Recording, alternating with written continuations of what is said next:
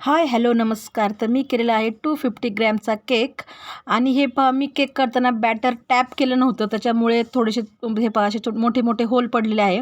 तर नेहमी कधी तुम्ही केक करताना आपलं जे टिन आहे तो टॅप करणं खूप गरजेचं असं, नाही तर असे मोठे मोठे होल पडतात.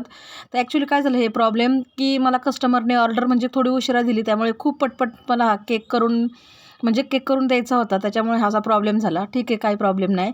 तर मी केलेला आहे 250 ग्रॅमचा केक आणि केक एकदम फक्त फक्त चॉकलेटचा केक आहे हा. कस्टमरनी तसा आपल्याला रिव्ह्यू पण दिलेला आहे की केक खूप छान झालेला आहे आणि फ्रॉस्टिंगला आणि लेअरिंगला मी फक्त चॉकलेट वापरलेलं आहे, म्हणजे गनाश. तर जे कस्टमर माझं तुम्हाला माहितीच आहे, चॉकलेट लवर आहे, त्यांना खूप म्हणजे चॉकलेटचा केकच आवडतो. सो मी फक्त त्यांना चॉकलेट असं भरभरून देत असते. ठीक आहे.